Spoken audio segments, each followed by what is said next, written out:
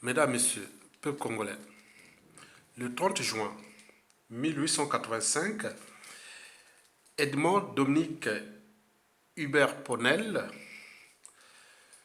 le premier administrateur de la colonie Moyen-Congo et adjoint de Brazza, décryptait déjà le comportement d'Emboshi. Voici son décryptage. Chez l'Emboshi, la ruse et le mensonge sont des habitudes invétérées que même dans les cas les plus insignifiants, ils en usent comme pour la défense de leurs intérêts les plus graves. 2. Les Mbouchis sont des rebelles et orgueilleux à la fois.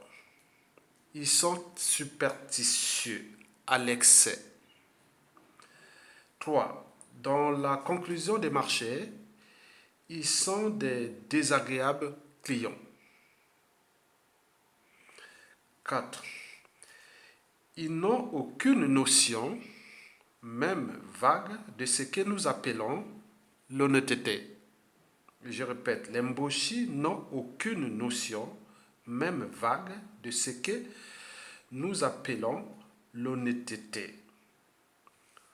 Enfin, la note dominante des Mboshi est l'esprit de propriété privée poussé à l'excès, sous toutes ses formes.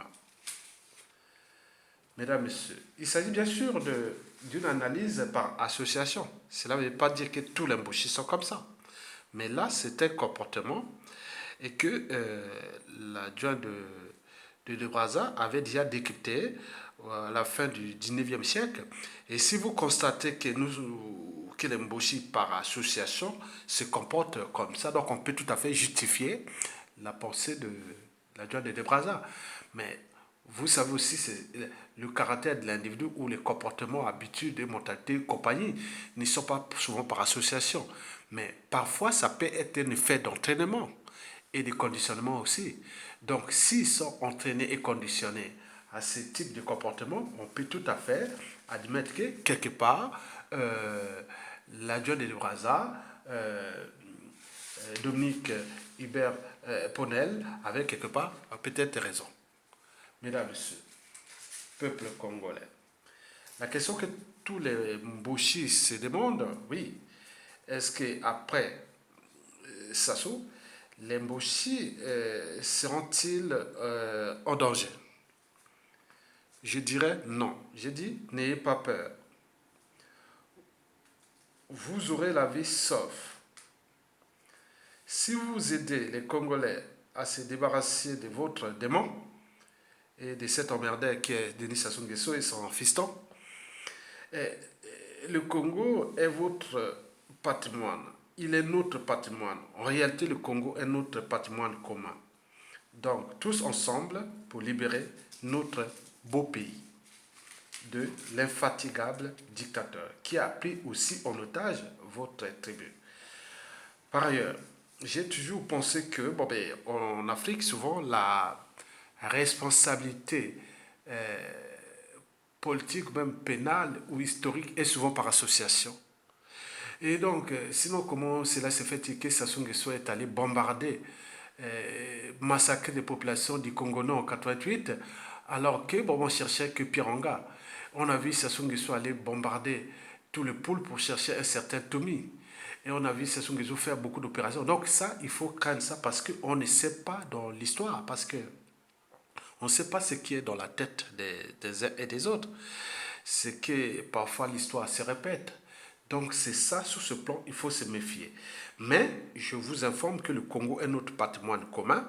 Et donc par conséquent, vous devez prendre ces mesures-là pour chasser Sassou Nguesso, pour que nous trouvions ensemble des mesures compensatoires et pour le vivre ensemble après Sassou Nguesso. Et à ce moment-là, nous pourrons dire, vous, autant que Mboshi, que Sassou Nguesso ne fut qu'une parenthèse de cette histoire. Sachant que nous avions eu des dignes fils Mboshi, comme Jacques Opango, et donc, et bien d'autres. Donc, vous devez faire le boulot pour chasser Sassou Nguesso parce que toutes les institutions sont au même nom d'Emboshi.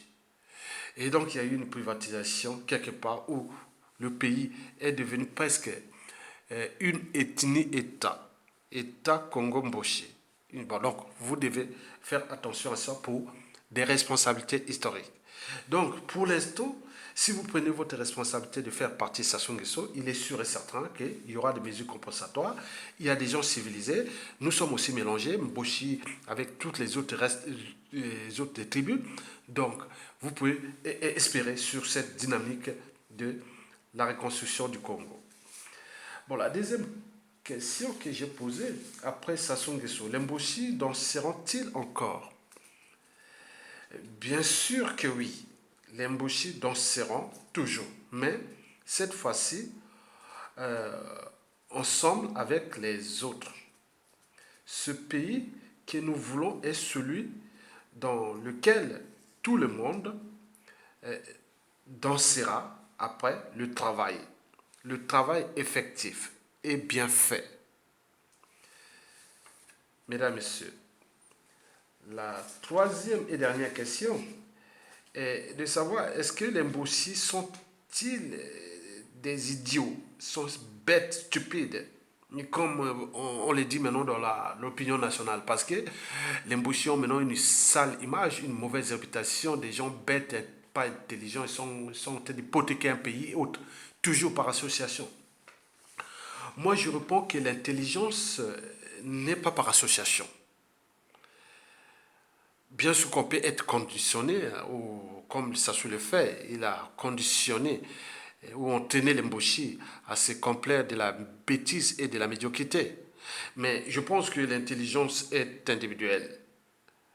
Et par conséquent, si vous prenez Mboshi par Mboshi, vous pouvez faire au cas par cas, vous pouvez voir que chaque Mboshi a des fonctions cognitives et différentes des uns des autres. Voilà, donc on peut tout à fait dire sur ce plan que les Mboshi ne sont pas tous bêtes, stupides et autres. Et donc, c'est individuel. Mais il y a un effet de groupe, c'est-à-dire quelque part, ils ont été entraînés et conditionnés à la bêtise. Et donc, en tenant compte déjà des caractéristiques, déjà, Hubert, Dominique Hubert Ponel avait déjà décrypté à la fin du 19e siècle. Bon, maintenant, on a toujours l'idée aussi des Mboshi ou la stupidité des Mboshi. Moi, je pense qu'ils ne sont pas aussi bêtes que ça. Parce que il faut dire quand même qu'ils ont réussi quand même à coloniser au moins de 120, au moins de 130 ans l'Ingala, dans le nord du Congo. Les Mboshi, jusqu'à la moitié du 19e siècle, les Mboshi n'existaient pas au Congo. Au Congo-Brazzaville. Ils sont arrivés à la moitié du 19e siècle, exactement à partir de 1851, sous le règne de Napoléon III.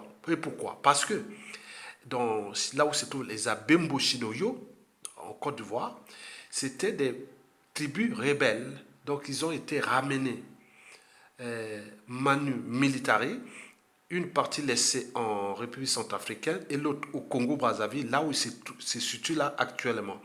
Et une partie, paraît-on, c'est en RDC. Et donc, les Mboshi ont réussi à coloniser l'Ingala.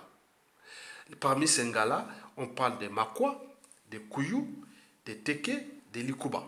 Toutes les tribus voisines. Donc, ils ont adopté déjà par leur nom, ils ont pris presque 80 à 80% les noms Makwa, Kouyou, Teke et Likuba de Mosaka. Donc, quand on voit là quand même une forme d'adaptation, donc la théorie de Darwin est bien appliquée parce que l'intelligence, c'est déjà une forme d'adaptation. Et par conséquent, l'intelligence n'est pas être simplement par un cursus universitaire ou autre. L'intelligence, c'est une forme d'adaptation.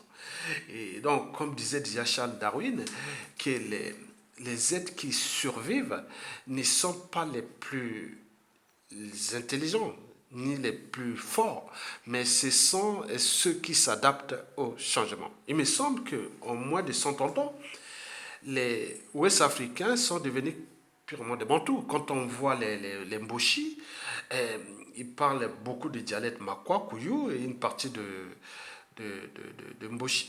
Teke. Ils ont mélangé, comme les créoles, quand on voit les Antilles, ils parlent des créoles, mélangent langue africaine et aussi français, et mélanger ça. Donc, et ils ont réussi à créer cette langue Mboshi.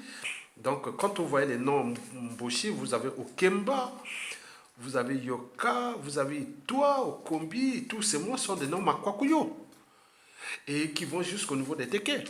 Ils ont aussi les noms Teke. Et donc, les Mboulou, tout ça, bon, c'est parfois les noms Teke. Et donc, vous voyez déjà qu'ils ont su s'adapter et qu'ils sont devenus aujourd'hui des Bantous. Mais en réalité, ils ne sont pas des populations autochtones, comme le sont les Teke, les Makwakuyu et les Koubades, c'est-à-dire les Ngalades à cette échelle-là. Les Mboshi sont des populations allochtones. Ils sont venus d'ailleurs, ils ont été intégrés là. Mais il faut se dire qu'on a souvent des problèmes de cohabitation ou d'intégration avec eux parce que leur comportement est resté quand même par rapport à ce que Ponel l'avait déjà décrit. Donc, pour l'avenir d'Mboshi, je ne peux pas aujourd'hui prédire l'avenir. Mais quoique l'avenir, c'est le passé et le présent qu'on ignore. Déjà le passé, on connaît déjà, Ponel nous a dit ça. Le passé, c'est ce que nous vivons aujourd'hui. Et donc le présent, elle est là. Donc les Mboshi ont confisqué le pouvoir. Ils sont en train de mettre en péril toute une nation. Donc il y a un problème d'intégration, de cohabitation, beaucoup de choses. Donc pour l'instant, moi, je ne peux pas aujourd'hui prévoir l'avenir d'Mboshi sur ce plan historique et réel, et même de l'avenir. Et donc, l'avenir, c'est le présent et le passé qu'on ignore. Bon, sur le passé et ce présent, on connaît. Maintenant, il faut voir comment nous allons chercher des arbitrages, des positionnements, des consensus, des dialogues et tout ce qui viendra après. Parce qu'il me semble que la volonté générale est de pratiquer une certaine apartheid envers l'Mboshi, c'est-à-dire l'apartheid administratif, politique, économique et tout compagnie. Parce que, quelque part, ils ont une lourde responsabilité par association parce qu'ils sont là en train de détruire un pays. Donc, c'est à eux de prendre la responsabilité que vous êtes venus de l'étranger, on vous a adopté, vous êtes devenus des Bantous, mais vous avez encore ces caractéristiques spécifiques que l'adjoint de Brazza a déjà décrit. Donc je peux vous les répéter, le résumé, et après nous terminons par au guide des Bantous de la capitale. Donc, le 30 juin 1885, Edmond Dominique Ponel, adjoint de Brazza, avait déjà dit que les Mboshis se caractérisent par la ruse et le mensonge. Est-ce que vous les constatez vous-même, Congolais? Ils ont la ruse et le mensonge. Donc quand on voit Sassou Nguesso est spécialiste de la ruse. Le dictateur Sassou Nguesso, c'est un vrai spécialiste de la ruse et du mensonge. C'est Sassou Nguesso, vérité ou mensonge, c'est pareil. Il sait jouer de la ruse comme du mensonge. Sassou Nguesso sait jouer de la ruse comme du mensonge. Donc sur ce plan, Ponel avait quelque part raison. Et donc, quand il parle de... Après ça, il dit qu'ils sont des rebelles, et ils sont orgueilleux et superstitieux à l'excès. Bon, ça c'est vrai quand vous regardez les Mboshi, parce que je suis là quand il parle au Nganga. Nganga, c'est des fétiches. Nganga, c'est Makwa. Donc ils ont copié ces noms-là, Nganga, c'est Makwa. Et Kouyou. Donc arrêtez. Donc c'est pas originaire de Mboshi. Et donc ils sont leurs caractéristiques. Donc maintenant par exemple, en ce qui concerne la conclusion du marché, ils ont dit qu'ils sont des désagréables clients. Donc vous pouvez voir sur ceux qui ont eu à traiter des affaires avec l'Mboshi. Bon, maintenant, ils n'ont aucune notion, même vague, de ce que nous appelons l'honnêteté. Je répète, les Mboshi n'ont aucune notion, même vague, de ce que nous appelons l'honnêteté. Et donc, sur ce plan, vous pouvez toujours voir et les constater. Enfin, en ce qui concerne leur esprit, c'est-à-dire, ils ont besoin de confisquer un bien commun et le transformer en leur bien privé. Donc, l'esprit de propriété est poussé à l'excès sur toutes ses formes. Et donc, vous avez compris quand même là, donc pour un cas de Boshi, nous apportons le savoir et la connaissance aux uns et aux autres pour que nous puissions ensemble se transformer ou transformer ce pays pour une dynamique nouvelle. Mesdames, Messieurs, je vous remercie.